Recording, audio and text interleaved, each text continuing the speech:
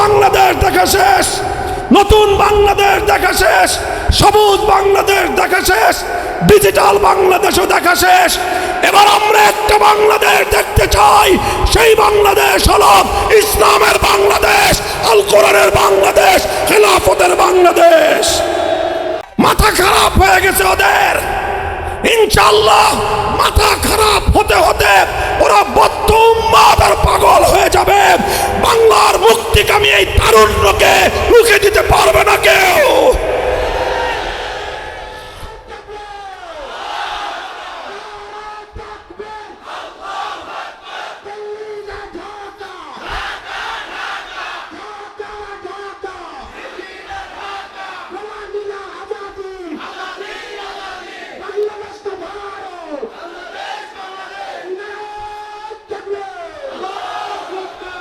হে আমার জাতি, হে গার্মেন্টসের শ্রমিক ভাইয়েরা, হে আমার বাংলার তরুণ জনতা, মনে রেখো তোমাদেরকে বাংলাদেশ এবং বাংলাদেশের অধিকার বুঝে নিতে হবে। শুধু রাজনৈতিক নেতারা বুঝবে সেই দিন শেষ। প্রতিটি মানুষকে যার যার হিস্সা বুঝে নিতে হবে। তোমাদেরকে নিয়ে কেউ যেন রাজনীতি করতে না পারে, তোমাদেরকে নিয়ে কেউ যেন স্বার্থ উদ্ধার ধান্দাবাজির রাজনীতি করতে না পারে। তোমরা সোচ্চার এবং সজাগ হয়ে ওঠো। আমরা পরিষ্কার ভাষায় বলতে চাই, এই বাংলাদেশের অতীতের ইতিহাস এটা আমার বাবার একার ইতিহাস নয়। আমার বাবার যে ইতিহাস তোমার বাবারও সেই ইতিহাস, আমার দাদার যে ইতিহাস তোমার দাদারও সেই ইতিহাস। পড়ো, 190 বছর পর্যন্ত ইংরেজদের বিরুদ্ধে লড়াই করেছিল আমার আর তোমার দাদারা। ইংরেজদের গোলামীর জিঞ্জির ছিন্ন করার পরে কলকাতার দাদা বাবুরা আমাদের উপর আধিপত্য করতে চেয়েছিল। আমাদের পূর্বপুরুষরা বলেছে, না, আমরা মুসলিম জাতি, আমরা ইসলাম নিয়ে বাঁচতে চাই, আমরা তোমাদের গোলামি করতে প্রস্তুত না। আগামী ফেব্রুয়ারিতে একটা নির্বাচন হবে।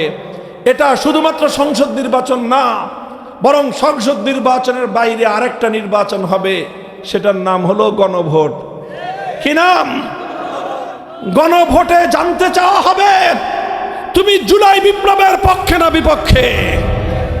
আমি আপনাদের কাছে, দেশপ্রেমিক তৌহিদি জনতার কাছে জানতে চাই, আপনারা জুলাই বিপ্লবের পক্ষে কারা হাত তুলে দেখান।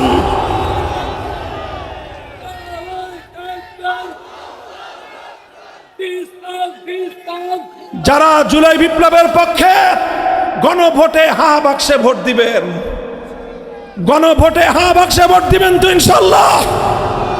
মুহতারাম হাজিরিন, প্রশ্ন করতে পারেন, গণভোটে হ্যাঁ বাক্সে ভোট দিলেই কি বাংলাদেশে ইসলামী বিপ্লব হয়ে যাবে? আমি বলি যে না, ইসলামী বিপ্লব হবে না, তবে ইসলামী বিপ্লবের ক্ষেত্রে আমরা আরেক ধাপ আগাতে পারবো। আমরা ইসলামী বিপ্লবের দ্বার প্রান্তে উপনীত। বাংলার মানুষ, তোমরা শুনে রাখো, সব রঙের বাংলাদেশ দেখা শেষ। মুহতারাম হাজিরিন, আল্লাহ পাক রব্বুল আলামিনের মেহেরবানি যে তিনি আমাদেরকে ইসলামের মতো একটি ধর্ম, ইসলামের মতো একটা আদর্শ আমাদেরকে দান করেছেন। হযরত মুহাম্মদ সাল্লাল্লাহু আলাইহি ওয়াসাল্লামের মতো এরকম একজন মহান নবী তিনি আমাদের জন্য পাঠিয়েছেন। আল্লাহর নবীর জীবনের যেই সকল মূল নীতি এবং আদর্শ তিনি ফলো করতেন, সারা জীবন যেই সকল নীতির উপর তিনি চলে গিয়েছেন, তার অন্যতম একটা নীতি হলো যে তিনি আল্লাহর দ্বীনের জন্য, ইসলামের জন্যই দুনিয়াতে এসেছিলেন এবং জীবনের শেষ মুহূর্ত পর্যন্ত আল্লাহর দ্বীনকে, ইসলামকে দুনিয়াতে প্রতিষ্ঠিত করার জন্য, প্রচার এবং প্রসার করার জন্য তিনি তার শেষ নিঃশ্বাস ত্যাগ করা পর্যন্ত এ পথে অব্যাহতভাবে প্রচেষ্টা চালিয়ে গেছেন। আমাদের জন্য আল্লাহর নবীর জীবনে রয়েছে সর্বোত্তম আদর্শ। কাজেই আমাদেরও দায়িত্ব এবং কর্তব্য হলো আমাদের নবীর জীবন যেই পথে কেটেছে, আমরা উম্মতি হিসেবে আমরাও আমাদের জীবনকে আমাদের নবীর দেখানো পথেই ইনশাআল্লাহ পরিচালিত করব। আমাদের জীবনে ইসলামের কাজে কখনোই দমে যাওয়া, থেমে যাওয়া, নীরব হয়ে যাওয়া, নিস্তব্ধ হয়ে যাওয়া, এ বিষয়গুলো যেন আমাদের জীবনে পাওয়া না যায়। রাসূল আকরাম সাল্লাল্লাহু আলাইহি ওয়াসাল্লাম মুমিনের বৈশিষ্ট্য সম্পর্কে বর্ণনা করেছে যে যারা ঈমানদার হবে তারা কেমন হবে?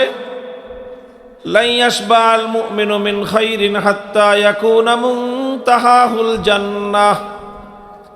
যে মুমিন ভালো কাজ করতে করতে, কল্যাণের কাজ করতে করতে, দ্বীনের কাজ করতে করতে কোনোদিন সে তৃপ্ত হবে না। কোনোদিন তার এরকম মনোভাব সৃষ্টি হবে না যে বাস যথেষ্ট হয়েছে, আর দরকার নাই। দ্বীনের ব্যাপারে, ইসলামের ব্যাপারে, আখিরাত কামাই করার ব্যাপারে মুমিন কোনোদিন সে পরিতৃপ্ত হয় না। হাত্তা ইয়াকুনা মুনতাহাহুল জান্নাহ, বরং সে আরো বেশি চাইবে, আরো বেশি চাইবে, চাইতে থাকবে, চাইতে থাকবে, যতক্ষণ পর্যন্ত সে খোদার জান্নাত পর্যন্ত না পৌঁছবে ততক্ষণ পর্যন্ত মুমিন ব্যক্তির চলা কোনোদিন থেমে যাবে না। মুমিনের দুটো টার্গেট, একটা হলো দুনিয়ার টার্গেট, আর একটা হলো পরকালের মৃত্যুর পরে, মৃত্যুর পরবর্তী জিন্দেগির টার্গেট। দুনিয়ায় ইহকালে মুমিনের টার্গেট হবে হলো যে পৃথিবীর এক প্রান্ত থেকে আরেক প্রান্ত পর্যন্ত,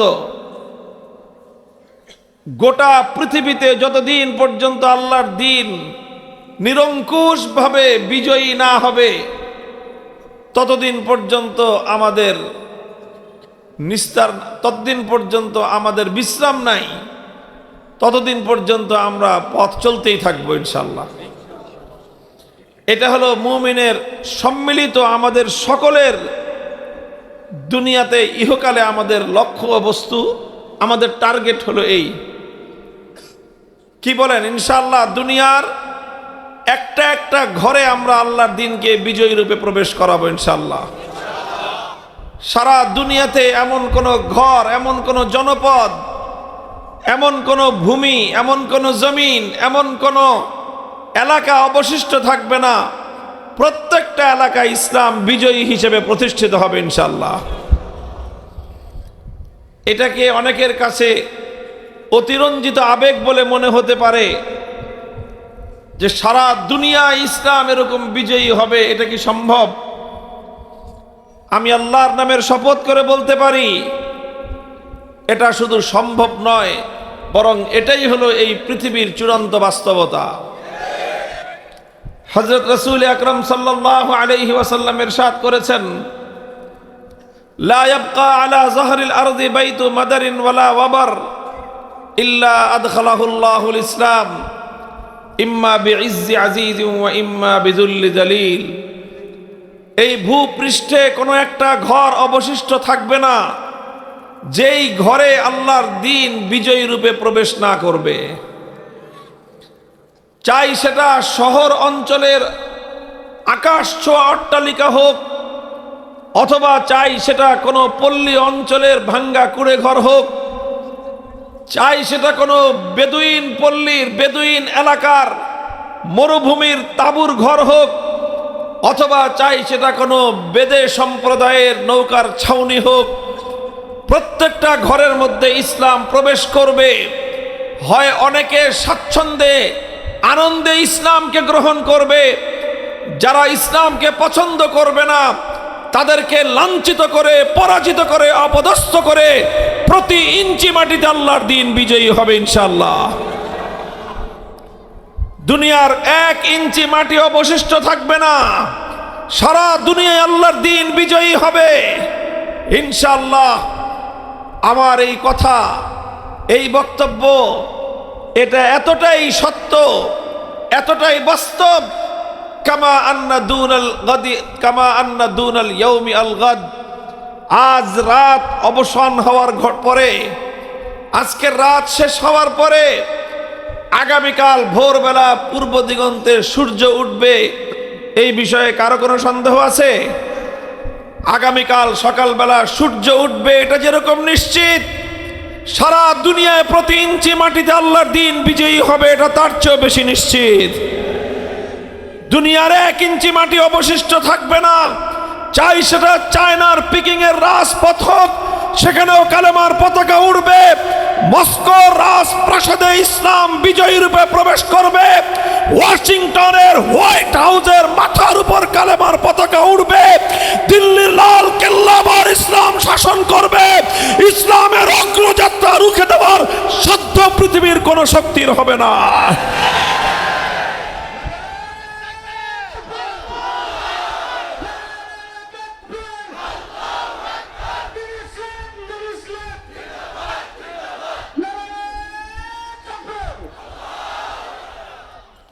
ইনশাআল্লাহ এত আত্মবিশ্বাসের সাথে আমরা এই কথা কেন বলতেছি?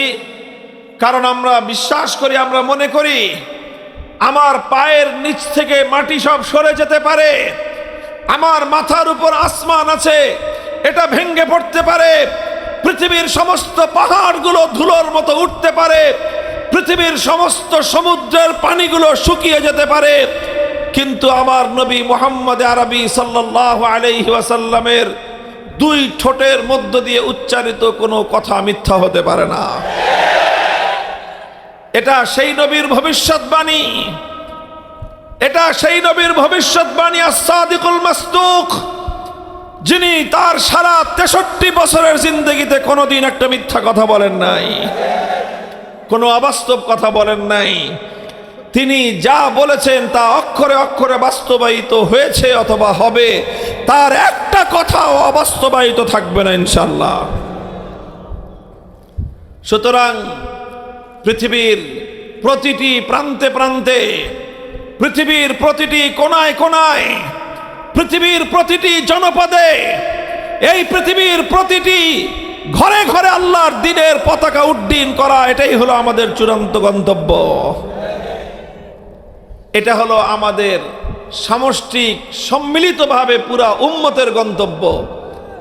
আরেকটা হলো প্রত্যেক ব্যক্তির ইন্ডিভিজুয়াল ব্যক্তিগত গন্তব্য আছে। আরেকটা হয়তো আমি আমার জীবনে, আপনি আপনার জীবনে সারা দুনিয়াতে ইসলামের বিজয় দেখে নাও যেতে পারেন, কিন্তু আমাদের ব্যক্তিগত গন্তব্য আল্লাহর নবী নির্ধারণ করে দিয়েছেন, হাত্তা ইয়াকুনা মুনতাহাহুল জান্নাহ।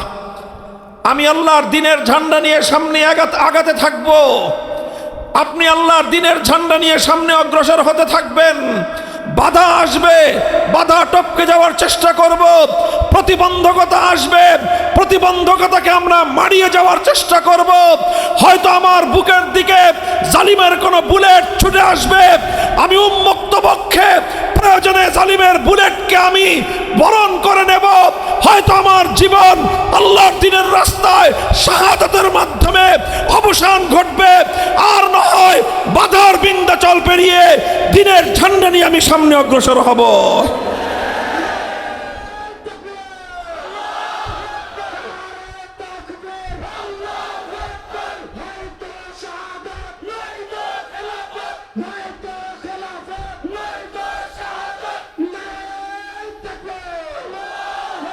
আমার এই পথ চলা কোনোদিন থেমে যাবে না, চলতে চলতে হাত্তা ইয়াকুনা মুনতাহাহুল জান্নাহ, যতক্ষণ পর্যন্ত খোদার জান্নাতে আমার পাও না পড়বে, খোদার জান্নাতের দুয়ারে আমি যতক্ষণ পর্যন্ত আমি আমার পাও রাখতে না পারবো, ততক্ষণ পর্যন্ত আমার পথ চলায় কোনো ক্ষান্তি নাই। চলবো তো ইনশাআল্লাহ? সাহায্য করবেন কে? আমার এবং আপনার কাজ হলো আল্লাহর দ্বীনের ঝান্ডা নিয়ে সামনে অগ্রসর হয়ে যাওয়া। এখানে কুল হাল তারাব্বাসুনা বিনা ইল্লা ইহদাল হুসনাইন, কুল হাল তারাব্বাসুনা বিনা ইল্লা ইহদাল হুসনাইন। হে দুনিয়ার কাফের মুশরিক বেঈমানের দল, তোমাদের কাছে আমাদের স্পষ্ট পয়গাম, তোমরা যারা অনেক সময় আমাদেরকে ভীত সন্ত্রস্ত করে তুলতে চাও, তোমরা যারা অনেক সময় আমাদেরকে ভয় দেখাতে চাও, তোমরা যারা অনেক সময় আমাদের পথ চলাকে রুদ্ধ করে দিতে চাও, তোমাদের প্রতি আমাদের পয়গাম, হাল তারাব্বাসুনা বিনা ইল্লা ইহদাল হুসনাইন, আমরা দুই পরিণামের যে কোনো একটার জন্য অপেক্ষমান, ইম্মাল ফাতহু ওয়া ইম্মাস শাহাদা। হয় আমরা দিনের বিজয় অর্জন করে কালেমার ঝান্ডা উড্ডীন করব, আর সেটা না পারলে শাহাদাতের সুধা পান করে খোদার জান্নাতের মেহমান হব।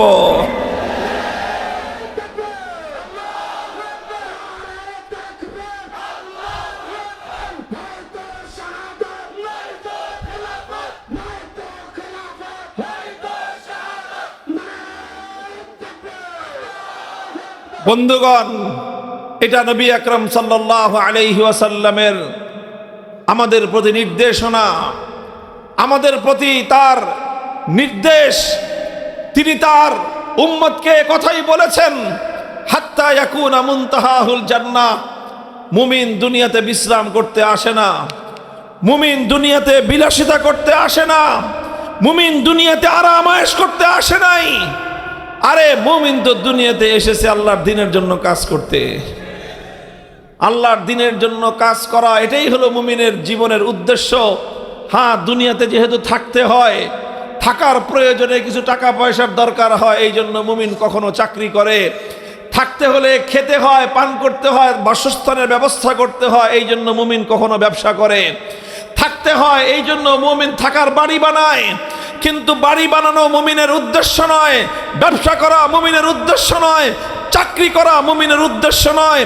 মুমিনের উদ্দেশ্য হলো আল্লাহর দ্বীনের ঝান্ডা আল্লাহ পাক তার হাতে দিয়েছেন, এই ঝান্ডা নিয়ে সে চলতে থাকবে যতদিন তার দেহে প্রাণ আছে, যতদিন তার ধমনীতে রক্তের প্রবাহ আছে, যতদিন তার হৃদয় স্পন্দন আছে, ততদিন সে চলতে থাকবে। মরণ চলে আসলে মরতে থাকবে, চলতে থাকবে। যতক্ষণ দেহে প্রাণ আছে তার আগ পর্যন্ত সে থেমে যাবে না। ভাই, এটা আমাদের শুধু কথা নয়, এটা শুধু রাসূল আকরাম সাল্লাল্লাহু আলাইহি ওয়াসাল্লামের নির্দেশনা নয়, এটাই সিরাতুন নবী, এটাই নবী জীবনের আদর্শ।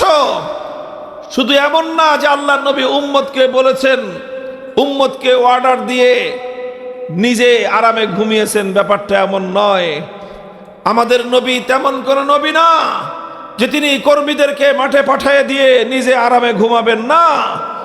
আমার নবী প্রতিটা ক্ষেত্রে প্রয়োজনের সময় তিনি নিজে ঝুঁকি নিয়েছেন, তিনি নিজে অগ্রসর হয়েছেন, অন্যদেরকে সাথে নিয়ে তিনি এগিয়ে গিয়েছেন। আল্লাহর নবী যত রকম বাধাই আসুক, যত রকম প্রতিকূলতা আসুক, অথবা যত রকম অনুকূল পরিবেশ হোক, অনুকূল প্রতিকূল কোন পরিবেশেই রাসূল আকরাম সাল্লাল্লাহু আলাইহি ওয়াসাল্লাম সামনে চলা বন্ধ করেন নাই। আমরা আল্লাহর নবীর সিরাতকে যদি, নবীর জীবনটাকে যদি আমরা খুব সংক্ষেপে একটু দেখি, কয়েকটা মৌলিক ঘটনাকে যদি আমরা একটু পর্যালোচনার মধ্যে আনি, আমরা দেখতে পাবো আল্লাহর পয়গম্বরের নবুয়তের 23 বছরের জিন্দেগি। হেরার গুহায় তিনি নবুয়তের আলো পেলেন, ওহীর সন্ধান তিনি পেলেন, আল্লাহর কোরআন নাজিল হওয়া শুরু হলো। আল্লাহ পাক রব্বুল আলামিন আমাদের নবীকে নবুয়ত দিলেন, রিসালাত দিলেন, হুকুম করলেন এবার যান দুনিয়ার মানুষকে আপনি একত্ববাদ এবং তাওহীদের দাওয়াত দিন। নবী আকরাম সাল্লাল্লাহু আলাইহি ওয়াসাল্লাম তাওহীদের দাওয়াত নিয়ে তিনি তার কওমের কাছে, তার জাতির কাছে গেলেন। গোটা আরব, গোটা মক্কার অধিবাসীদেরকে একত্রিত করে মক্কার মানুষকে তিনি ডেকে বললেন, ইয়া আইয়ুহান নাস কুলু লা ইলাহা ইল্লাল্লাহ তুফলিহু। হে মক্কাবাসী, তোমরা যদি সফলতা চাও, তোমরা যদি মুক্তি চাও, তোমরা যদি নাজাত চাও, এক উপায় বলো লা ইলাহা ইল্লাল্লাহ। যে ব্যক্তি লা ইলাহা ইল্লাল্লাহ বলবে সেই একমাত্র সফলতা অর্জন করতে পারবে। এই যে দাওয়াত দেওয়া শুরু করলেন, প্রথম দিন থেকে আল্লাহর নবীর সামনে বাধা এসে দাঁড়ালো। নবীজি একদিকে মক্কার মানুষকে লা ইলাহা ইল্লাল্লাহ বলার জন্য তিনি ডাক দিলেন, সঙ্গে সঙ্গে আবু লাহাব দাঁড়িয়ে গেল, বলল তাব্বাল্লাকা সাইরাল ইয়াউম আলিহাযা জামাতানা। আবু লাহাব চিৎকার করে উঠল, হে মুহাম্মদ, তুমি ধ্বংস হও। তুমি কি আমাদেরকে এই কথা বলার জন্যই ডেকেছিলে? তুমি আমাদেরকে বাপদাদার ধর্ম ছেড়ে দিতে বলতেছ? তুমি ধ্বংস হয়ে যাও। এই কথা বলে প্রথম দিন থেকে আল্লাহর নবীর সঙ্গে শত্রুতা পোষণ করা শুরু হয়েছে। শত্রুতা এসেছে। যত মানুষ আল্লাহর রাসূল সাল্লাল্লাহু আলাইহি ওয়াসাল্লামের সাথে শত্রুতা করুন, আমার নবী সব ধরনের শত্রুতা, সব ধরনের প্রতিবন্ধকতাকে তিনি সহ্য করেছেন। কিন্তু আল্লাহর কসম খেয়ে বলি, আল্লাহর নবী কোনোদিন পথ চলা বন্ধ করে দেন নাই।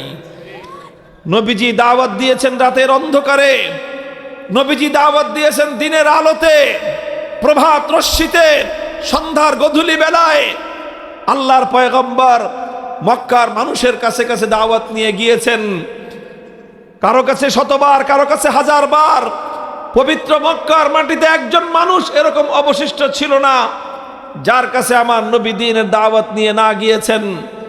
নবীজির এই দাওয়াতে স্বল্প সংখ্যক মানুষ ঈমান কবুল করেন, তাওহীদের দাওয়াতকে কবুল করেন। যারা এই দাওয়াত গ্রহণ করলেন, সঙ্গে সঙ্গে তাদেরকে নিয়ে নবীজির দ্বিতীয় মেহনত শুরু হয়ে গেল।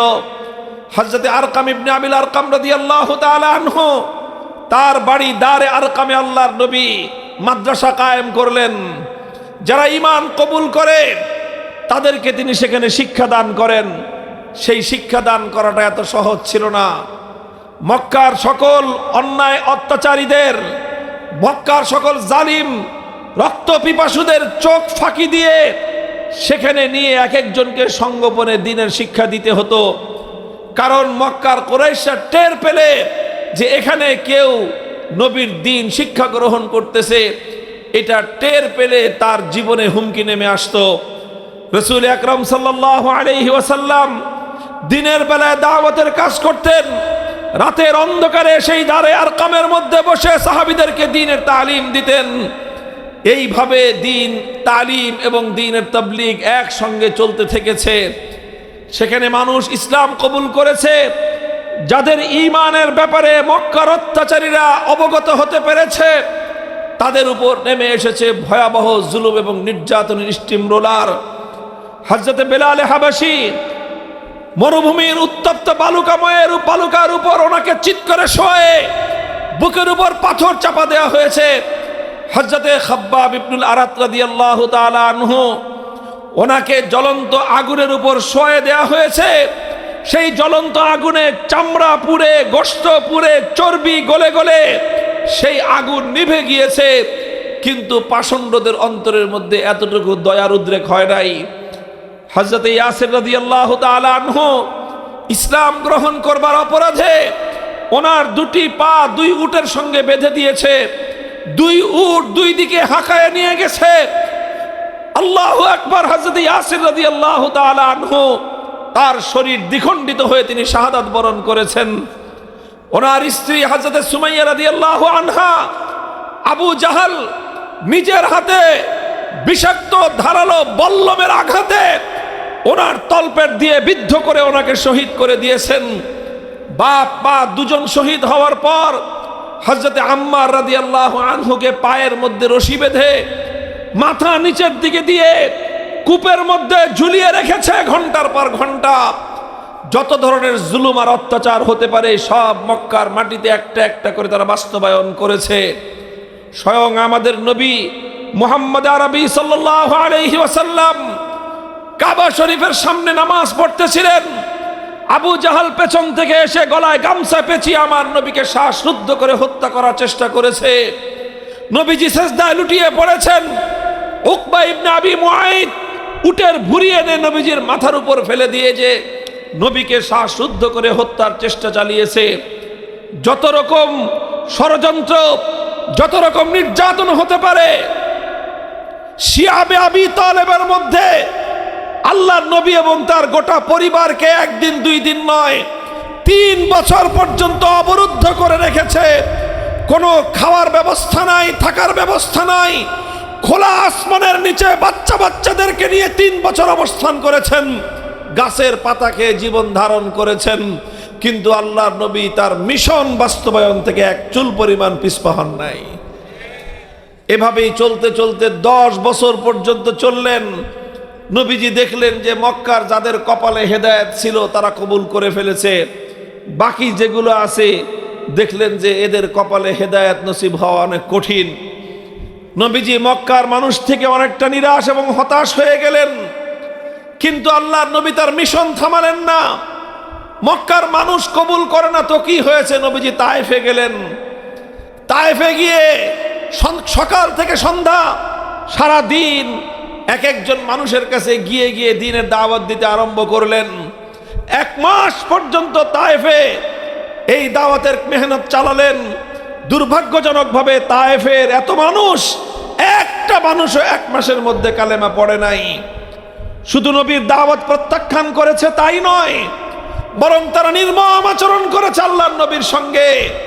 নবীজি কারো কাছে দাওয়াত দিতে গেলে সে দাওয়াত কবুল তো করেই না, উপরন্তু তায়েফের দুষ্ট সন্ত্রাসী বালকদেরকে ইঙ্গিত করে দেয়, লেলিয়ে দেয় যে তোমরা এই লোকটার উপর পাথরের বৃষ্টি বর্ষণ করো। এইভাবে আল্লাহর নবীর উপর পাথরের বৃষ্টি বর্ষণ হতে থাকে। নবীজি পাথরের আঘাতে আঘাতে রক্ত ঝরতে ঝরতে মাথার রক্ত পায়ে পড়ে, পায়ের চপ্পল পায়ের সাথে আটকে গিয়েছে। নবীজি বেহুশ হয়ে জমিনের মধ্যে পড়ে যান। আল্লাহর নবী যখন দুর্বল হয়ে মাটিতে পড়ে যান, তখন কিছু বয়স্ক লোক এসে নবীজির 2 হাত ধরে দাঁড় করায় দেয়, বলে আপনি চলে যান, চলে যান। আর বালকদেরকে বলে এই তোরা আর মানিস না, আর মারিস না। এই কথা বলে যখনই আমার নবী 2 কদম সামনে আগান, এই লোকগুলোই আবার ওই দুষ্ট সন্ত্রাসীদেরকে উস্কানি দেয় যে আবার মার, আবার মার। তারা আবার পাথরের বৃষ্টি বর্ষণ করে।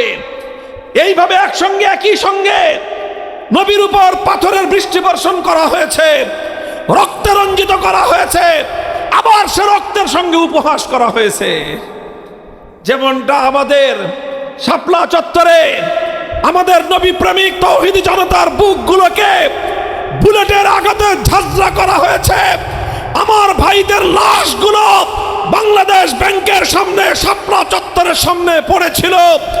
আমাদেরকে হত্যা করে আবার জাতীয় সংসদে দাঁড়িয়ে আমার ভাইয়ের শাহাদাতের রক্তের সঙ্গে উপহাস করে বলা হয়েছে সেখানে নাকি আমাদের শহীদরা বুকে রং মেখে শুয়েছিল। ঠিক একই কায়দায় সেই তায়েফে আল্লাহর নবীর রক্ত ঝরানো হয়েছে, আবার সে রক্তের সঙ্গে উপহাস করা হয়েছে। আমার নবী সব সহ্য করেছেন, কিন্তু আল্লাহর দ্বীনের পথ থেকে এক চুল পরিমাণ বিচ্যুত হননি। 1 মাস পরে আল্লাহর নবী মক্কায় ফিরে আসলেন। নবীজি হতাশ হলেন যে তায়েফেও হলো না, মক্কাতেও হলো না। আমি জিজ্ঞাসা করতে চাই আপনাদের কাছে, আপনারা বলুন তো দেখি, আল্লাহর পয়গম্বর এর পরে কি নিজের দাওয়াতের মিশন বন্ধ করে দিয়েছিলেন? নিজের পথ চলার আল্লাহর নবীর থমকে গিয়েছিল? না, থমকে যায় নাই। এরপরেই আসলো হজের মৌসুম। হজের মৌসুমে বিভিন্ন এলাকা থেকে লোকজন আসে হজ করতে। নবীজি তাদের পিছনে পিছনে ছুটতে আরম্ভ করলেন। মিনার ময়দানে, আকাবার মাঠে নবীজির সঙ্গে 6 জন ব্যক্তির সাক্ষাৎ, যাদের বাড়ি হলো ইয়াসরিব। ইয়াসরিব হলো মদিনার পুরানো নাম। 6 জন ব্যক্তি আল্লাহর নবীর সঙ্গে পরিচয় হলো। নবীজি তাদের কাছে তাওহীদের দাওয়াত পেশ করার সাথে সাথে একসঙ্গে 6 জন মানুষ কালেমা পড়ে ইসলাম কবুল করলেন। মক্কার মানুষ কালেমা কবুল করে না। তায়েফে 1 মাস মেহনত করার পরে রক্ত দিয়েও একটা মানুষকে কালেমা পড়াতে পারেন নাই। আল্লাহ পাক রব্বুল আলামিন তার বিনিময় এবং বদলা দিলেন কি, যে মেঘ না চাইতেই বৃষ্টি। নবীজি দাওয়াত দেওয়ার সাথে সাথে ইয়াসরিবের 6 জন মানুষ কালেমা পড়ে মুসলমান হয়ে গেল। তারা ইয়াসরিবে ফিরে গেলেন, মদিনায় ফিরে গেলেন। গিয়ে তারা নিজেরা আরো মানুষ তৈরি করলেন। পরের বছর তারা আবার আসলেন। এবার 6 জন নয়, এবার আসলেন 12 জন। নবীর হাতে হাত রেখে তারা শপথ নিলেন, ইয়া রাসূলুল্লাহ, আপনার এই আদর্শ এটাই আমাদের আদর্শ, আপনার ধর্ম এটাই আমাদের ধর্ম, আপনার মিশন আমাদের মিশন, আপনার সংগ্রাম আমাদের সংগ্রাম, আপনার লড়াই আমাদের লড়াই। মক্কায় আপনার দিন আপনি কায়েম করতে পারেন নাই, হে নবী আসুন মদিনায়, মদিনার মাটিকে আমরা ইসলামের ঘাঁটি হিসেবে গড়ে তুলবো ইনশাআল্লাহ। 70 জন এসে নবীর হাতে হাত রেখে শপথ নিলেন, বায়াত হলো, বায়াতে আকাবায়ে সানিয়া হলো। তারা বললেন, ইয়া রাসূলুল্লাহ, এবার আমরা একজন দুইজন নয়, 70 জনের নুরানি কাফেলা পবিত্র মদিনার মাটিতে আল্লাহর দ্বীনকে জিন্দা করার জন্য আমরা প্রস্তুত। কাজী আপনি মদিনায় চলে আসুন, আমরা আপনার সঙ্গে থেকে আপনার সামনে পিছনে ডানে বামে চতুর্দিক থেকে আমরা আপনাকে সহযোগিতা করব। মক্কায় আপনি পারেন নাই, আপনি মদিনায় আসুন, মদিনার মাটি ইসলামের জন্য ইনশাআল্লাহ উর্বর হবে। রাসূল আকরাম সাল্লাল্লাহু আলাইহি ওয়াসাল্লাম 3 মাসের মাথায় রবিউল আউয়ালে হিজরত করলেন।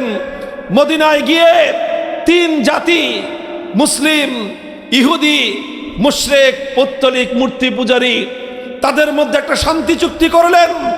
কেউ কারো উপরে জুলুম করবে না, কেউ কারো উপরে হামলা চালাবে না, কেউ কারো সাথে গাদ্দারি করবে না, এই রকম শান্তি চুক্তি করলেন। ইতিহাসে যে চুক্তিকে বলা হয় মদিনা সনদ। মদিনা সনদ হলো আল্লাহ রাসূল সাল্লাল্লাহু আলাইহি ওয়াসাল্লাম দেখলেন যে একটা নিরাপদ পরিবেশ পাওয়া গিয়েছে, সেখানে মসজিদ নির্মাণ করলেন, মসজিদে নববী। এই মসজিদে এখন আর কেউ নামাজ পড়লে গলায় গামছা পেঁচায় শ্বাসরোধ করতে হত্যা করতে চায় না। এখানে কেউ আল্লাহর দরবারে সিজদা করলে কেউ মাথায় উটের ভুঁড়ি এনে নিক্ষেপ করে না। এখানে কেউ কালেমা পড়লে তার বুকের উপর পাথর চাপা দেওয়া হয় না। এখানে কেউ কালেমা পড়লে জ্বলন্ত আগুনের উপর শোয়ে তাকে নির্মমভাবে নির্যাতন চালানো হয় না। এখানে কেউ কালেমা পড়লে তাকে দ্বিখণ্ডিত করা হয় না। সোনার মদিনায় আল্লাহর মেহেরবানিতে এমন একটা শান্তিপূর্ণ নিরাপদ পরিবেশ সৃষ্টি হয়ে গেল। আল্লাহর নবী তার জীবন চলার পথ বন্ধ করে দেন নাই। কথা বলেন ঠিক না বেঠিক? নবীজি দেখলেন যে আলহামদুলিল্লাহ মদিনায় অনুকূল পরিবেশ পাওয়া গিয়েছে, একটা নিরাপদ জায়গা পাওয়া গিয়েছে, ইসলামের শক্তি বাড়তেছে, মুসলমানদের সংখ্যা বাড়তেছে। আলহামদুলিল্লাহ একটি শক্তিশালী একটা কাফেলা তৈরি হয়ে গেল। এবার আমার নবীজি সিদ্ধান্ত গ্রহণ করলেন, এখন আমাদেরকে আরো সামনে আগাতে হবে। এতটুকু নিয়ে সন্তুষ্ট হলে দুনিয়াতে আল্লাহর দ্বীন বিজয়ী হবে না। এতটুকু নিয়ে ক্ষান্ত হয়ে গেলে আমরা মঞ্জিল পর্যন্ত পৌঁছতে পারবো না, আমরা গন্তব্য পর্যন্ত পৌঁছতে পারবো না। এই জন্য আল্লাহর নবী 1 বছরের মাথায় ঘোষণা করলেন, উযিনা লিল্লাযীনা ইউকাতালুনা বিআন্নাহুম যুলিমু ওয়া ইন্নাল্লাহা আলা নাসরিহিম লাকাদির। আল্লাহর নবী ঘোষণা করলেন, হে দুনিয়ার বেঈমানের দল, মক্কার কাফের কুরাইশের বেঈমানেরা, দুরাচার অত্যাচারী জালিমের দল, শুনে রেখো, এতদিন পর্যন্ত তোমাদের সঙ্গে আমরা নমনীয়তার আচরণ করেছি, এতদিন তোমরা আমাদেরকে হামলা করেছো, আমরা পাল্টা হামলা চালাই নাই। তোমরা আমাদেরকে এক গালে চর মারলে আমরা আরেক গাল পেতে দিয়ে বলেছি আরেকটা চর মারো, কিন্তু আমার কথা শুনো। অনেক সোজা আঙ্গুলে ঘি উঠানোর চেষ্টা করেছি, কিন্তু দেখা গেছে যে কুত্তার লেজ কোনোদিন সোজা হয় না। কথা বলেন ঠিক না বেঠিক? কুকুরের লেজে কয় মন ঘি মাখলে লেজ সোজা হবে? বলেন, কয় মন ঘি কুকুরের লেজের মধ্যে মালিশ করলে কুত্তার লেজ সোজা হবে? বলতে পারেন? কুত্তার লেজ যতদিন জিন্দা আছে ততদিন সোজা হবে না। যারা মনে করেন আল্লাহর দ্বীনের সব দুশমনরা সোজা হয়ে যাবে, তারা বোকার স্বর্গে বসবাস করেন। দ্বীনের কিছু দুশমন, এগুলো কুকুরের লেজের মতো, এদেরকে কোনোদিন সোজা করা যাবে না। ডান্ডা দিয়ে এদেরকে সোজা না করা পর্যন্ত, আঙ্গুল পাকা না করা পর্যন্ত ঘি উঠে না।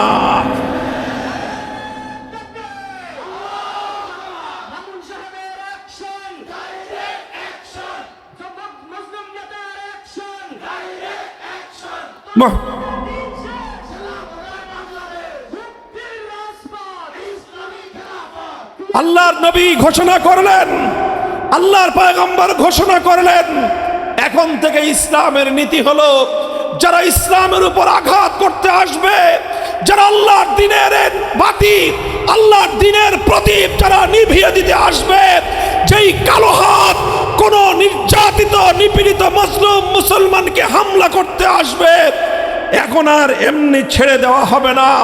যেই কালো হাত ইসলামের দিকে অগ্রসর হয়ে আসবে, সে হাত ভেঙ্গে গুড়িয়ে দেওয়া হবে। আল্লাহর নবী বদরের রণাঙ্গনে গেলেন, রক্ত দিলেন, 14 জন সাহাবী শাহাদাত বরণ করলেন। ওহদের ময়দানে গেলেন, 70 জন প্রিয় সাহাবীর জীবন গেল। নবীজির প্রাণাধিক প্রিয় চাচা যান হযরতে হামজা ইবনে আব্দুল মুত্তালিব রাদিয়াল্লাহু আনহু শহীদ হলেন। বেঈমানের দল ওনার বক্ষ বিদীর্ণ করে কলিজা বের করে চিবায়ে চিবায়ে খেলো। আমার নবীর শরীর, নবীজির রক্তক্ষরণ হলো হৃদয় থেকে। আমার নবী নিজে মাথা ভাঙলেন, দান্দান শহীদ করলেন। সর্বশরীর থেকে রক্ত ঝরতে ঝরতে আমার নবী বেহুশ হয়ে জমিনে পড়ে গেলেন। কিন্তু আমার নবী ওই অবস্থাতেও সাহাবায়ে কেরামকে ডেকে ডেকে বললেন, ইলাইয়া ইবাদাল্লাহ, ইলাইয়া ইবাদাল্লাহ, হে আল্লাহর বান্দারা, আমাদের জীবন যেতে পারে, আমরা শহীদ হতে পারি, যতদিন এই জমিনে একজন ইমানদার থাকবে ততদিন আল্লাহর দ্বীনের ঝান্ডা ভুলুণ্ঠিত হতে পারে না। নবীজি সামনে অগ্রসর হলেন। খন্দকের জিহাদ হলো। অভাব, অনটন, ক্ষুধা, তৃষ্ণা, দারিদ্র্যের কষাঘাতে জর্জরিত, পেটে পাথর বাঁধলেন। অভাবের কারণে পেট শূন্য হয়ে পেটে পাথর বেঁধেছেন, কিন্তু আল্লাহর দ্বীনের পথ থেকে নবীজি এক চুল পরিমাণ পিছপা হন নাই। আল্লাহর পয়গম্বর সামনে অগ্রসর হতে থাকলেন। ইত্যবসরে মদিনায় ইহুদি সম্প্রদায় একটার পর একটা গাদ্দারি করলো। বনু কাইনুকা গাদ্দারি করলো, বনু নজির গাদ্দারি করলো। নবীজি এক একটা গাদ্দারকে দৃষ্টান্তমূলক শাস্তি দিলেন।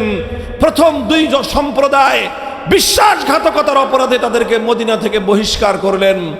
সর্বশেষ সবচেয়ে বড় গাদ্দারিটা করেছিল বনু কুরাইজা। এই গাদ্দারির পরে আল্লাহর নবী তাদেরকে দৃষ্টান্তমূলক শাস্তি দিলেন। আল্লাহর নবীর সিরাত পড়লে দেখা যায় নবীজি সব অপরাধ ক্ষমা করতেন, গাদ্দারির অপরাধ কোনোদিন ক্ষমা করতেন না। খবরদার মুসলমান, যারা না বুঝে ভুল করে তওবা করলে তার অপরাধের ক্ষমা আছে, কিন্তু যারা জাতির সঙ্গে গাদ্দারি করবে, বিশ্বাসঘাতকতা করবে, সেই গাদ্দারি আর বিশ্বাসঘাতকতার কোনো ক্ষমা নাই। আমার নবী একদিনে 800 দুরাচার, বিশ্বাসঘাতক, গাদ্দার ইহুদির মৃত্যুদণ্ড কার্যকর করেছিলেন। কয়শো? 800 গাদ্দারকে একদিনে মৃত্যুদণ্ড দিয়ে তাদেরকে দৃষ্টান্তমূলক শাস্তি প্রদান করে নবীজি সতর্ক করেছেন, খবরদার ইসলামের সঙ্গে যেন কেউ গাদ্দারি করার দুঃসাহস না দেখায়।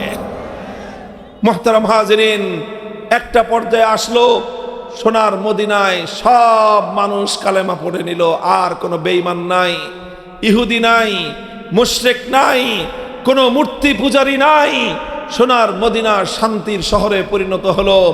সোনার মদিনায় আল্লাহর দ্বীনের দুর্ভেদ্য ঘাঁটিতে পরিণত হলো।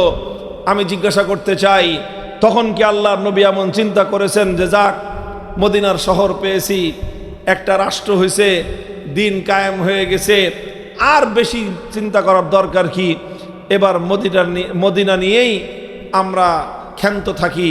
নবীজি এমন চিন্তা করেছেন না। আমার নবী শুধু মদিনার নবী হয়ে দুনিয়াতে আসেন নাই। ইসলাম শুধু মদিনায় কায়েম হওয়ার জন্য আসে নাই, ইসলাম শুধু আরবে কায়েম হওয়ার জন্য আসে নাই। 7ম হিজরিতে আল্লাহর নবী 1400 সাহাবায়ে কেরাম নিয়ে রওনা হলেন পবিত্র মক্কার দিকে উমরা করবেন। মক্কার লোকেরা আল্লাহর নবীকে বাধা দিল। নবীজি বললেন, আমরা উমরা করতে আসছি, যুদ্ধ করতে আসি নাই, বাধা দিও না। তারা বলল যে না, কোনোভাবেই ঢুকতে দিব না। নবীজি বললেন, ঠিক আছে, তোমাদের সঙ্গে আমরা চুক্তি করব, তোমাদের সঙ্গে আমরা সন্ধি করব। আজ মক্কার কুরাইশরা এমন যে কোনো শর্তের কথা বলবে, যেই শর্তের মাধ্যমে আল্লাহর ঘর বাইতুল্লাহর সম্মান রক্ষা পায়, আমি সেই শর্ত মেনে নিয়েই মক্কার কুরাইশদের সঙ্গে আজকে একটি চুক্তি করব। শেষ পর্যন্ত সেই হুদাইবিয়ার সন্ধি স্বাক্ষরিত হলো। হুদাইবিয়ার সন্ধি ছিল নবী আকরাম সাল্লাল্লাহু আলাইহি ওয়াসাল্লামের রাজনৈতিক দূরদর্শিতার প্রমাণ। হুদায়বিয়ার সন্ধি ছিল আল্লাহর পয়গম্বরের রাজনৈতিক নেতৃত্বের একটা সুদূর প্রসারী চিন্তার ফসল। হুদায়বিয়ার সন্ধি হওয়ার 1 বছরের মাথায় গোটা পৃথিবীর যত বড় বড় রাজা বাদশা ছিল প্রত্যেকটা রাজা বাদশার দরবারে দরবারে ইসলামের দাওয়াত পৌঁছে গেল। হুদায়বিয়ার সন্ধির পরপর আরবের মাটিতে ইহুদিদের সর্বশেষ ঘাঁটি খায়বার থেকে ইহুদিদেরকে উৎখাত করা হলো। হুদায়বিয়ার সন্ধির 1 বছরের মাথায় আল্লাহর নবী মক্কার কুরাইশরা বিশ্বাসঘাতকতা করার ফলে 1 বছরের মাথায় আল্লাহর নবী অভিযান পরিচালনা করে মক্কা বিজয় করলেন। মক্কা মদিনা পুরা 2 শহর, পবিত্র 2 শহর ইসলামের কালেমার পতাকার তলে চলে আসলো। আপনারা বলেন দেখি, 8ম হিজরির পরে আল্লাহর নবী যখন মক্কা এবং মদিনা 2 শহরে ইসলামকে বিজয়ী করেছিলেন, ইসলাম কায়েম হয়ে গেল, এরপরে কি আল্লাহর নবী ক্ষান্ত হয়ে গিয়েছিলেন? আমার নবী সামনে অগ্রসর হলেন। নবীজি যতদিন জীবদ্দশায় ছিলেন 1 মুহূর্তের জন্য আমার নবী ক্ষান্ত হন নাই। আমার নবী 10ম হিজরি সনে ইন্তেকাল করেন। ইন্তেকালের সময়ে 12.5 লক্ষ বর্গ মাইল, কতটুকু এলাকা বলেন? 12.5 লক্ষ, বলেন 12.5 লক্ষ বর্গ মাইল। এটা কত বড় এলাকা হয় জানেন? আমাদের বাংলাদেশটা কত বড় জানেন? 55,000 বর্গ মাইল। অনলি কত? এবার এটারে 24 দিয়ে গুণন দেন। 50কে যদি আপনি 25 দিয়ে গুণ দেন তাহলে হবে 12.5। কথা ঠিক? 50,000কে যদি আপনি 25 দিয়ে গুণ দেন 12.5 লক্ষ বর্গ মাইল, অর্থাৎ এই বাংলাদেশটার সমান 25টা দেশ জোড়া দিলে যতটুকু এরিয়া হয়, এই বিশাল এরিয়ায় একমাত্র আল্লাহর দ্বীন কায়েম হলো, কোরআনের শাসন বাস্তবায়িত হলো, ইসলামী খেলাফত কায়েম করে আমার নবী মদিনার রওজায়ে আতহারে ঘুমাতে গিয়েছেন। 12.5 লক্ষ বর্গ মাইলে আল্লাহর দ্বীন জিন্দা হয়েছে। মুহতারাম হাজিরিন, আমি আপনাদেরকে এর পরের আখেরি প্রশ্নটা করতে চাই। আমার নবী 12.5 লক্ষ বর্গ মাইল জুড়ে ইসলামী হুকুমত কায়েম করলেন, ইসলামী খেলাফত প্রতিষ্ঠা করলেন। 12.5 লক্ষ বর্গ মাইল জুড়ে এক আল্লাহর বিধান বাস্তবায়িত হলো। এরপরে নবীর সাহাবীরা তারা এমন মনে করেছিলেন যে যথেষ্ট হয়েছে, আর সামনে আগানোর দরকার নাই। এমন ছিল? বলেন এমন ছিল? 10 বছরের মাথায় আল্লাহর নবীর ইন্তেকাল করবার 10 বছরের মাথায় দ্বিতীয় খলিফা ওমরে ফারুক রাদিয়াল্লাহু তাআলা আনহুর যুগে ইসলামের সৈনিকরা আটলান্টিক মহাসমুদ্রের তীর পর্যন্ত পৌঁছে গিয়েছেন। আফ্রিকার জঙ্গলের গহীন অঞ্চল পর্যন্ত কালেমার পতাকা উড্ডীন হয়েছে। আটলান্টিক সমুদ্রের তীরে দাঁড়িয়ে মুসলমান সৈনিকরা বলেছিলেন, জানি না এই সমুদ্রের পরে কি আছে, তখনও পৃথিবীতে এত কিছু আবিষ্কার হয় নাই। বলেছিলেন, যদি জানতাম সমুদ্রের অপর প্রান্তে কোনো জনপদ আছে, পৃথিবীর কোনো অঞ্চল আছে, যদি জানতে পারতাম, এই সমুদ্রের উন্মত্ত তরঙ্গমালার উপর দিয়ে ঘোড়া দাবড়ায় দিতাম, সমুদ্রের অপর প্রান্তে গিয়ে আমরা দ্বীনের ঝান্ডা উড্ডীন করতাম। 12.5 লক্ষ বর্গ মাইল থেকে অর্ধেকটা পৃথিবী পর্যন্ত, পৃথিবীর এক প্রান্ত থেকে আরেক প্রান্ত পর্যন্ত, সমুদ্রের তীর থেকে জঙ্গলের গভীর অঞ্চল পর্যন্ত, যতদূর পর্যন্ত মানুষের ঘোড়া যেতে পারে, গোটা অর্ধ জাহানে কালেমার পতাকা উড্ডীন করেছিলেন সাহাবায়ে কেরাম। মুহতারাম হাজিরিন, সেই বিজয়ের ধারা আস্তে আস্তে আজ তোমার এবং আমার এই বাংলাদেশ পর্যন্ত সেই সোনালী যুগে কালেমার পতাকা এসে পৌঁছে গিয়েছে।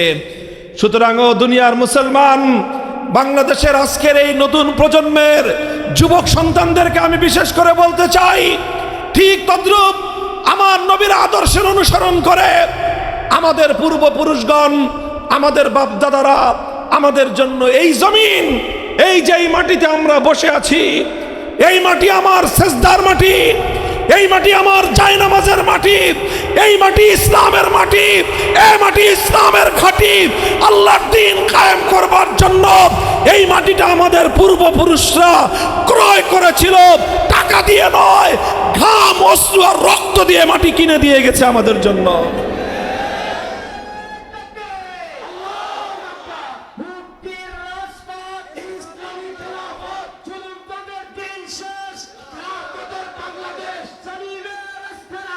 আমি আপনাদেরকে শুধু বলতে চাই, আখেরি পয়গাম, হে বাংলার মুসলমান, তোমরা তোমাদের বাপদাদার সঙ্গে গাদ্দারি করো না। হে বাংলার যুবক প্রজন্ম, তোমাদের পূর্বপুরুষদের ত্যাগ আর কোরবানি মাটি হয়ে যেতে দিও না। তোমাদের পূর্বপুরুষরা অনেক ত্যাগ আর কোরবানির মাধ্যমে অনেক লড়াই আর সংগ্রাম করে তোমাদের জন্য এই জমিনকে তারা মুক্ত এবং স্বাধীন করে রেখে গেছেন।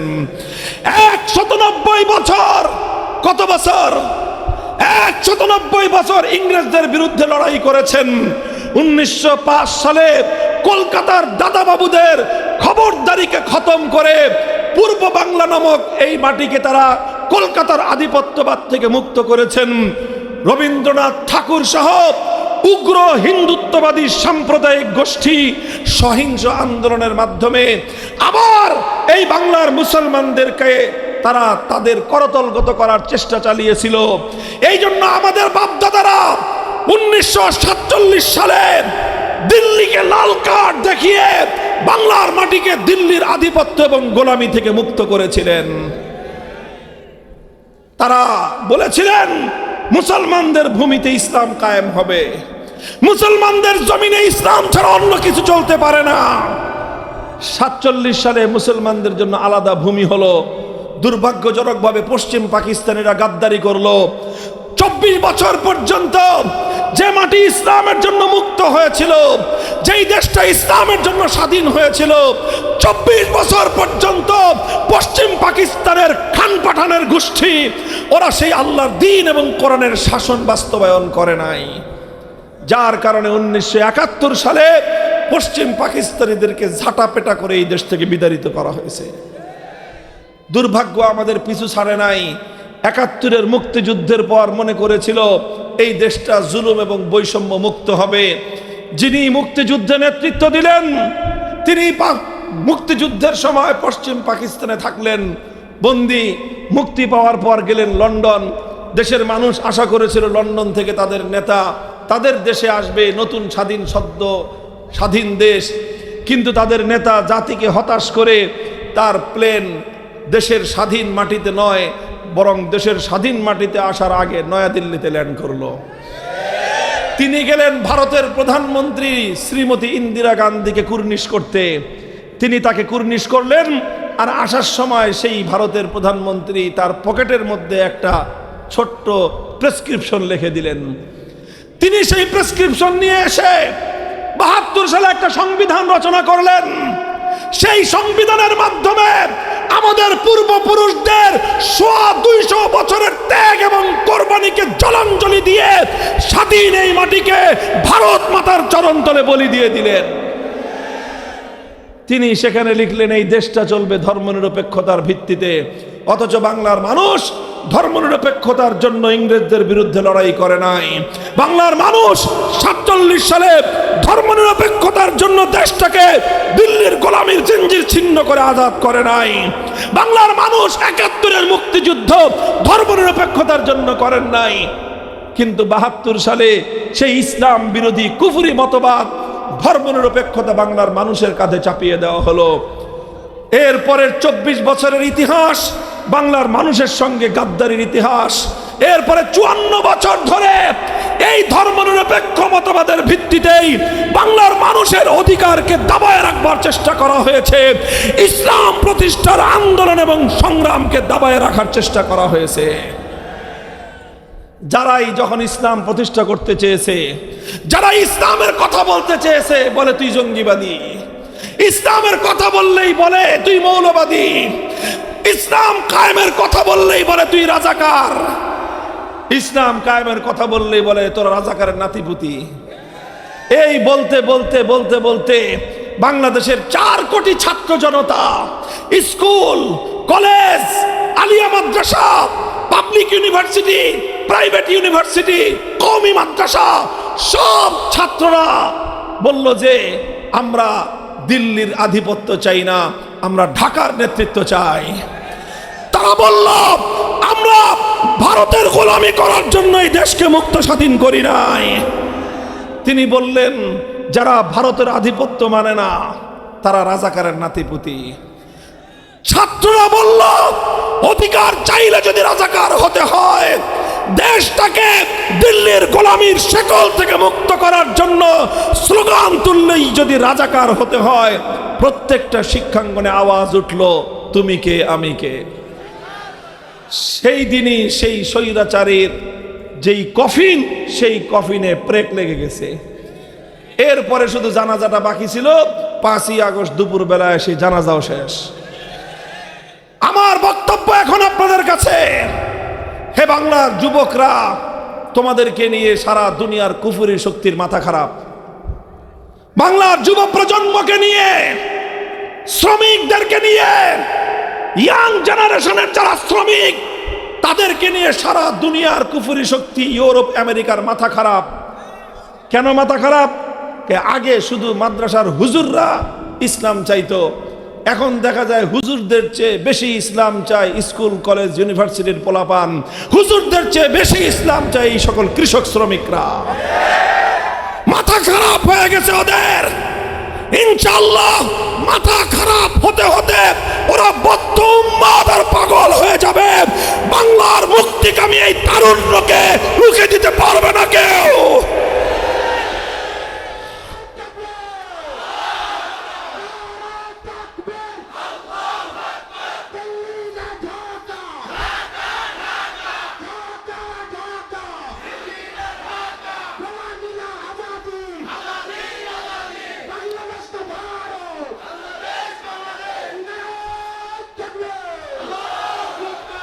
হে আমার জাতি, হে গার্মেন্টসের শ্রমিক ভাইয়েরা, হে আমার বাংলার তরুণ জনতা, মনে রেখো, তোমাদেরকে বাংলাদেশ এবং বাংলাদেশের অধিকার বুঝে নিতে হবে।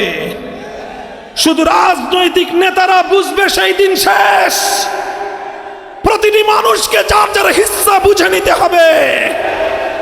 তোমাদেরকে নিয়ে কেউ যেন রাজনীতি করতে না পারে, তোমাদেরকে নিয়ে কেউ যেন স্বার্থ উদ্ধার ধান্দাবাজির রাজনীতি করতে না পারে। তোমরা সোচ্চার এবং সজাগ হয়ে ওঠো। আমরা পরিষ্কার ভাষায় বলতে চাই, এই বাংলাদেশের অতীতের ইতিহাস এটা আমার বাবার একার ইতিহাস নয়। আমার বাবার যে ইতিহাস, তোমার বাবারও সেই ইতিহাস। আমার দাদার যে ইতিহাস, তোমার দাদারও সেই ইতিহাস। পড়ো, 190 বছর পর্যন্ত ইংরেজদের বিরুদ্ধে লড়াই করেছিল আমার আর তোমার দাদারা। ইংরেজদের গোলামীর জিঞ্জির ছিন্ন করার পরে কলকাতার দাদা বাবুরা আমাদের উপর আধিপত্য করতে চেয়েছিল। আমাদের পূর্বপুরুষরা বলেছে, না, আমরা মুসলিম জাতি, আমরা ইসলাম নিয়ে বাঁচতে চাই, আমরা তোমাদের গোলামি করতে প্রস্তুত না। আমরা দিল্লির গোলামি করব না, আমরা ইসলাম মুসলিম জাতিসত্তার পরিচয় নিয়ে বাঁচতে চাই। বারবার আমরা বিজয় অর্জন করেছি। ষড়যন্ত্রের মধ্য দিয়ে বাংলার মুসলমানদের সেই বিজয়কে কেড়ে নেওয়ার চেষ্টা করা হয়েছে। সর্বশেষ এসেছে 2024-এর এই বিপ্লব। এই বিপ্লবে জুলাই সনদ প্রণীত হয়েছে। এই জুলাই সনদের মধ্যে 47-এর দেশ বিভক্তির কথা বলা হয়েছে।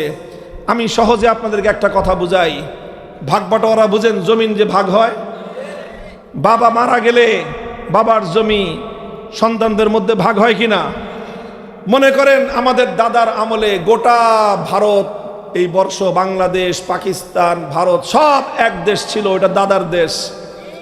দাদা মারা যাওয়ার পর তারপরে ভাগ হলো। কি হলো? ভাগ হলো 2 ভাগ। এক ভাগ হলো তারা যারা তাদের দেশটাকে আল্লাহর কোরআনের বিধান অনুযায়ী পরিচালনা করতে চায়, তারা পাইল 1 ভাগ। আরেক ভাগ পাইল তারা যারা তাদের দেশটাকে ধর্মনিরপেক্ষ আদর্শের উপর চালাতে চায়। পরিষ্কার কথা, যারা ধর্মনিরপেক্ষতার উপর দেশ চালাতে চায় তারা বড় অংশটা পাইছে, মাখনটা পাইছে, ক্রিমগুলো সব ওরা খাইছে। খা, মাখন খা, ক্রিম খা, দিল্লি খা, হায়দ্রাবাদ খা, সব তোরা খা। বিশাল ভারত ধর্মনিরপেক্ষতাবাদীরা নিছে, আমাদের মুসলমানদেরকে ছাটমাট দিছে। খালি এইখান দিয়ে বাংলাদেশ একটু, ওখান দিয়ে একটু পাকিস্তান। ঠিক আছে, যা, তোরা বেশি খা। আমাদের অল্প একটু ভূখণ্ড দেওয়া হয়েছে বাটোয়ারার সময়, 47-এর ভাগ বাটোয়ারার সময়, দেশ বিভাগের সময় আমরা অল্প একটু এলাকা পাইলাম। সেই এলাকায় নিয়ে আমরা এখন বসবাস করতেছি। এরপরে বাপের আমল গেল, পাকিস্তানের আমল। ৭১ সালে ওইটার মরণ হয়ে গেল। এবার আমাদের ভাইদের এই বাংলাদেশের হিস্সা। বলেন, দাদার আমলে যেই ভাগ বটোয়ারা হয়েছে, আপনার বাবা আপনার দাদার কাছ থেকে যেই অংশ পেয়েছে, আপনার বাবার মৃত্যুর পরে সেই অংশে যদি আপনার চাচা এসে দাবি করে, আপনারা ভাইয়েরা আপনার বাবার অংশ থেকে চাচা অথবা চাচতো ভাইদেরকে হিস্সা দিবেন? আপনার বাবার অংশ থেকে আপনারা বেঁচে থাকতে আপনার চাচা চাচতো ভাই অন্য কারো হিস্সা এবং অধিকার থাকতে পারে? ৪৭ সালে দাদার আমলে এই জমিন ভাগ বটোয়ারা করে ধর্মনিরপেক্ষতার জন্য ভারত আর মুসলমানদের জন্য, ইসলামের জন্য বাংলাদেশকে বন্টন করা হয়েছে। এখন বাংলাদেশে তোমরা ধর্মনিরপেক্ষতার গান গাও, কাহিনীটা কি? তোমাদের যদি ধর্মনিরপেক্ষতা এত পছন্দ হয়, চলে যাও সেই দেশে যেই দেশে ধর্মনিরপেক্ষতা আছে, যেই দেশে আপা আছে। যাও, তোমার আপা ধর্মনিরপেক্ষতা চেয়েছে, ধর্মনিরপেক্ষতার দেশে চলে গেছে। আপার জ্ঞাতি গোষ্ঠী আন্ডা বাচ্চা ছাও যা আসো, পছন্দ না হলে ধর্মনিরপেক্ষতার জন্য সেই দেশে চলে যাও। যারা আপাকে নতুন করে খালাম্মা বানাইতে চাও, তোমরাও চলে যাও। আর আমরা পরিষ্কার বলি, আমরা তোমাদেরকে বিতাড়িত করতে চাই না। আমরা বলতে চাই, এ দেশে তোমরা থাকবা, আমরা থাকবো, সবাই থাকবে, তবে এ দেশে থাকতে ইসলাম মেনেই থাকতে হবে।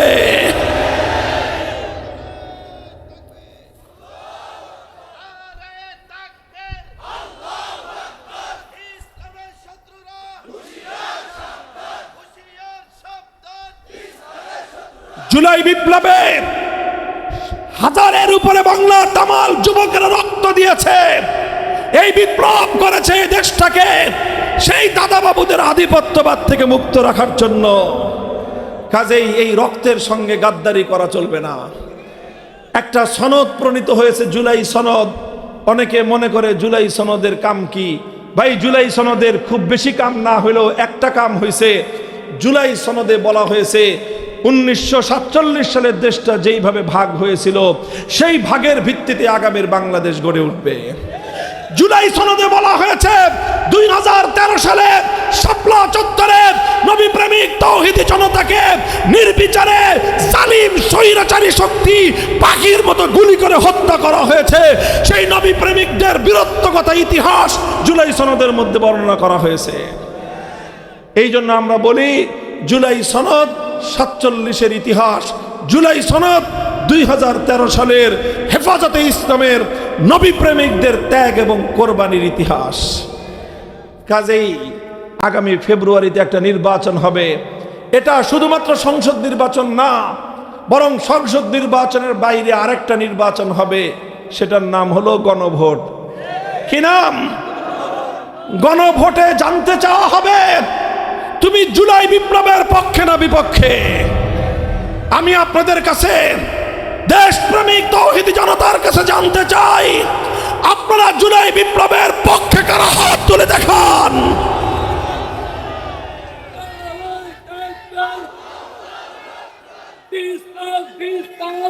যারা জুলাই বিপ্লবের পক্ষে, গণভোটে হা বাক্সে ভোট দিবেন। গণভোটে হা বাক্সে ভোট দিবেন তো ইনশাআল্লাহ? মুহতারাম হাজিরিন, প্রশ্ন করতে পারেন, গণভোটে হা বাক্সে ভোট দিলেই কি বাংলাদেশে ইসলামী বিপ্লব হয়ে যাবে? আমি বলি যে না, ইসলামী বিপ্লব হবে না। তবে ইসলামী বিপ্লবের ক্ষেত্রে আমরা আরেক ধাপ আগাতে পারবো।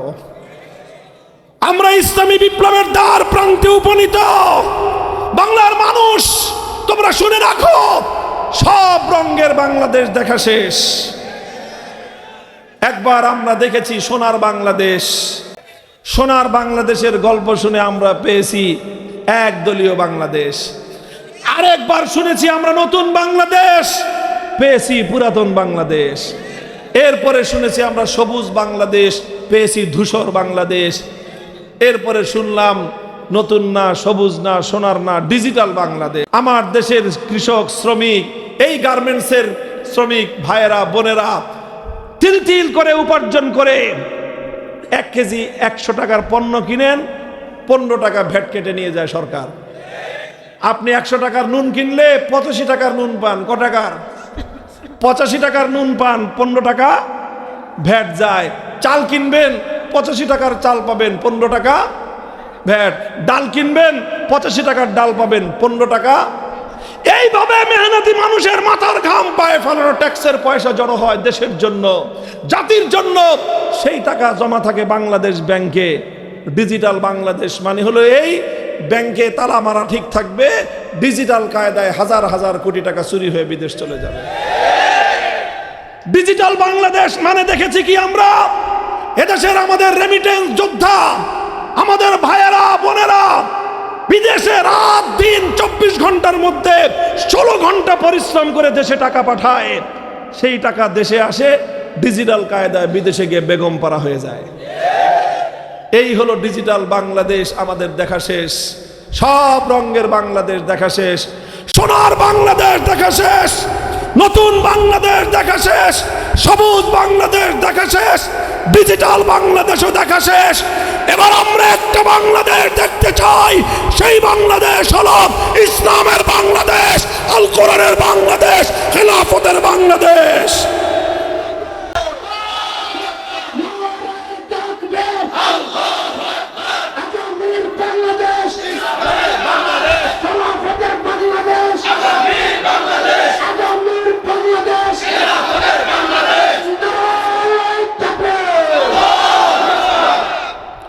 মোহতারাম হাজিরিন, বিশ্বাস রাখেন ইনশাআল্লাহ প্রমাণ হয়ে গিয়েছে বিপ্লবের জন্য বড় রাজনৈতিক নেতার দরকার পড়ে না। আমার বাংলার দামাল যুবকেরা প্রমাণ করে দিয়েছে বিপ্লবের জন্য বড় রাজনৈতিক দলেরও প্রয়োজন পড়ে না। এই যুব প্রজন্ম যখন তৈরি হয়, আল্লাহ নবীর সঙ্গে যখন মক্কা মদিনার যুবকরা জড়ো হয়েছিল, 12.5 লক্ষ বর্গ মাইলে কালেমার পতাকা উড়েছে। আরবের যুবকরা যখন আমার নবীর হাতকে শক্তিশালী করেছে, তারা খেলাফতের হাতকে শক্তিশালী করেছে। আটলান্টিক সমুদ্রের তীর থেকে আফ্রিকার জঙ্গল পর্যন্ত অর্ধেকটা পৃথিবীতে আল্লাহর দ্বীন জিন্দা হয়েছে। সুতরাং হে বাংলার তরুণ জনতা, আমরা স্বপ্ন দেখছি ইনশাআল্লাহ আগামীর বাংলাদেশ হবে আমাদের স্বপ্নের ইসলামের বাংলাদেশ। আমরা এতদিন শুধু আল্লাহর কোরআন পড়েছি, কোরআন শুধু শিখেছি, কোরআনের শুধু ব্যক্তিগত জীবনের আদর্শ আমরা অনুসরণ করেছি। ইনশাআল্লাহ আমরা এমন একটা সমাজ গড়তে চাই, যেই সমাজে আল্লাহর কোরআন যেভাবে পড়া হবে, সেইভাবে রাষ্ট্রের সর্বোচ্চ আসন থেকে রাষ্ট্রের বিচারালয়, বিচার বিভাগ, প্রশাসন বিভাগ, শিক্ষা বিভাগ, সব বিভাগে আল্লাহর কোরআনের বিধান বাস্তবায়িত হবে। অনেকে আবার ভয় ধরা দেয় সংখ্যালঘুদেরকে, যে ইসলাম আসলে হিন্দুরা থাকতে পারবে না। এটা সবচেয়ে বড় ধান্দাবাজি এবং ধোঁকাবাজির কথা। হিন্দু ভাই, বৌদ্ধ, খ্রিস্টান, প্রত্যেকটা সংখ্যালঘু ভাইদেরকে আমরা দায়িত্ব নিয়ে চ্যালেঞ্জ করে বলতে পারি ইনশাআল্লাহ, মনে রাখেন আপনারা, ইসলাম নতুন দেশ, বাংলা ইসলাম পৃথিবীতে নতুন আসে নাই। 1000-এর বেশি বছর, কত 1000 বছরের চেয়ে বেশি সময় অর্ধেকটা পৃথিবী শাসন করেছে ইসলাম। ইসলামের এই শাসন আমলে কোনো অমুসলিম কোনোদিন অধিকার হারা হয় নাই। আপনাদেরকে নিয়ে, সংখ্যালঘুদেরকে নিয়ে অন্যরা ধান্দাবাজির রাজনীতি করে, রাতের অন্ধকারে কাল্লাগিনি হয়ে ছবল মারে, দিনের বেলায় ওঝা হয়ে ঝাড়তে আসে। রাত্রে যেই বেটা আগুন দিছে, দিনের বেলাও আয়সা কান্দে। এই ভাওতাবাজি হয়েছে এতদিন পর্যন্ত হিন্দুদেরকে নিয়ে। এখন আর নাটকের নায়িকাও নাই, এখন আর হিন্দুদের মন্দিরে আগুনও নাই। এখনো যদি আপনারা না বুঝেন, তাহলে কবে বুঝবেন আর বলেন? 5ই আগস্টের পর এদেশের আলেম ওলামা, মাদ্রাসার ছাত্ররা রাতের ঘুম কামাই দিয়ে বাংলাদেশের এক একটা হিন্দুদের মন্দির, এক একটা প্যাগোডা, এক একটা গির্জা পাহারা দিয়েছে। কারণ তখন দেশের আইন শৃঙ্খলা বাহিনী অকার্যকর ছিল। ওই সুযোগে কেউ যেন সংখ্যালঘুদের আমানত খেয়ানত করতে না পারে। ইসলামের সৈনিকরা তারা নিজেদের আরামকে হারাম করে তাদের নিরাপত্তা নিশ্চিত করেছে। এটাই ইসলাম। আমি দায়িত্ব নিয়ে বলতে পারি, যদি ইসলামী সমাজ ব্যবস্থা কায়েম হয়, কোনো হিন্দু, কোনো বৌদ্ধ, কোনো খ্রিস্টান তার জান, মাল, ইজ্জত, আব্রু, ধর্মীয় নিরাপত্তার উপর চোখ তুলে তাকাবার কারো হিম্মত হবে না ইনশাআল্লাহ। ইসলাম তোমাকে যে অধিকার দিবে, পৃথিবীর কোনো মতবাদ তোমাকে সেই অধিকার দিতে পারেনি। এই জন্য আমাদের স্লোগান হলো ধর্ম বর্ণ ভিন্ন মত সবার জন্য খেলাফত। বলেন, ধর্ম বর্ণ ভিন্ন মত সবার জন্য। আসো হে বাংলার বঞ্চিত মানুষ, শত শত বছর ধরে তোমাদের পূর্বপুরুষরা ঘাম দিয়েছে, অশ্রু দিয়েছে, বুকের রক্ত দিয়ে এই মাটি তোমাদের কাছে আমানত রেখে গেছে। আসো আমরা সবাই মিলেমিশে পূর্বপুরুষদের আমানতের এই সোনালী মাটিতে আমরা সোনার ফসল ফলাই। কোরআনের শাসন কায়েম করতে প্রস্তুত আছেন তো ইনশাআল্লাহ? খালি মুখের কথায় বলেন, মুখের কথায় শুধু বিপ্লব হয়? ঘাম ঝরানো মেহনত করতে হবে, রাজি আছেন? শুধু মেহনত করে হয় না, খোদার দরবারে চোখের অশ্রু ছেড়ে ফরিয়াদ করতে হবে। করবেন তো? হে আমার যুবক প্রজন্ম, শুধু ঘাম আর অশ্রু দিয়ে কোনোদিন বিপ্লব হয় না। ঘাম আর অশ্রু দিয়ে বিপ্লবের ফিল তৈরি হয়।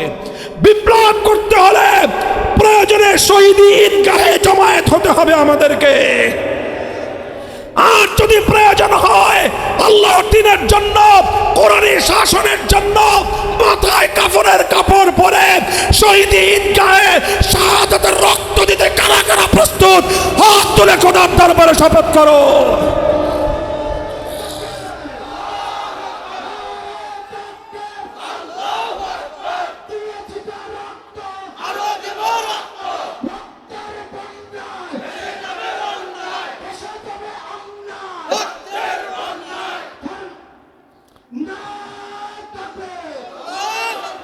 ভাই, এগুলা কি শুধু কথার কথা? শুধু শুনলাম, মজা লাগলো, চিল্লাইলাম, স্লোগান দিলাম, এরপর বাড়িতে যা ঘুম দিলাম, ভুলে গেলাম, এমন কথা না। এগুলো শপথ। বলেন শপথ, অঙ্গীকার। কার সাথে? হাত তুলে বলেন কার সাথে?